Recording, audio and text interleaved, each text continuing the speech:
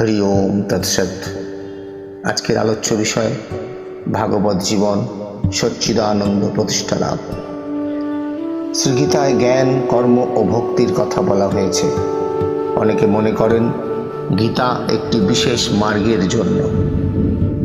কেউ কেউ বলেন গীতা ভক্তিশাস্ত্র, কেউ বলেন গীতা কর্মযোগ শাস্ত্র। গীতাকে কেউ কেউ বলেন ব্রহ্মবিদ্যা, তত্ত্বম আসি, তুমি সেই ব্রহ্ম। বেদান্তের এই মহাবাক্যই তার একমাত্র প্রতিপাদ্য বিষয়। তবে বর্তমানের গীতা সমালোচকগণ সমন্বয়বাদের একান্ত পক্ষপাতী। তাদের মধ্যে কারোর ধারণা গীতায় জ্ঞান ভক্তি মিশ্র কর্মযোগেরই প্রাধান্য।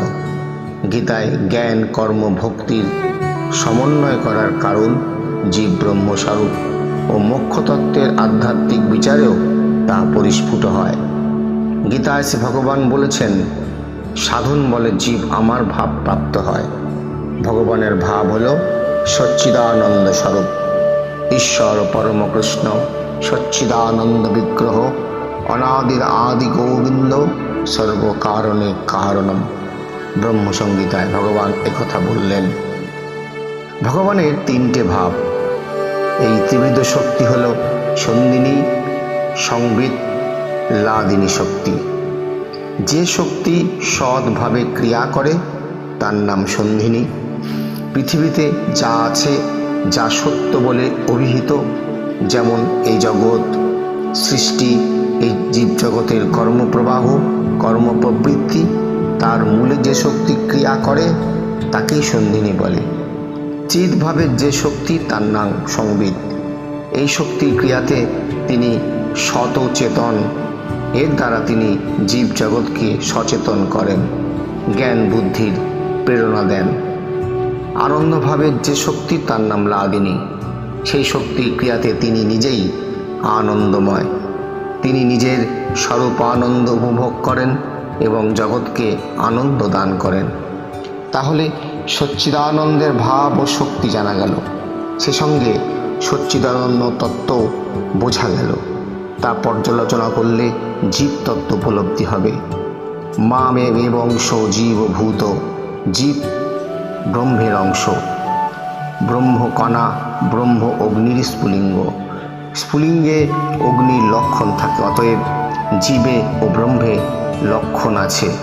তবে একটি কথা হলো, জীব তা অস্পুষ্ট ও বীজাবস্থা এবং ব্রহ্মে পূর্ণ উচ্ছ্বসিত।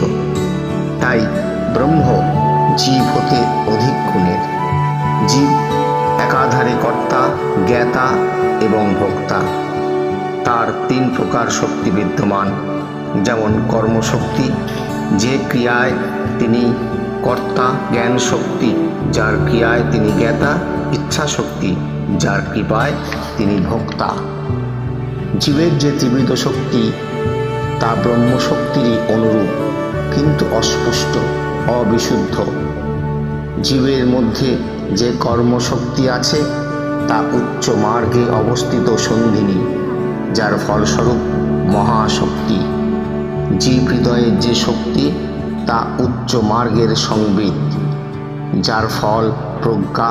এবং জীবের মধ্যে যে ইচ্ছা শক্তি তা উচ্চ মার্গের লাদিনী শক্তি, যার ফলে ভক্ত হৃদয়ে আবির্ভূত প্রেম, অর্থাৎ কৃষ্ণেন্দ্রীয় প্রীতি ইচ্ছা ধরে প্রেম নাম।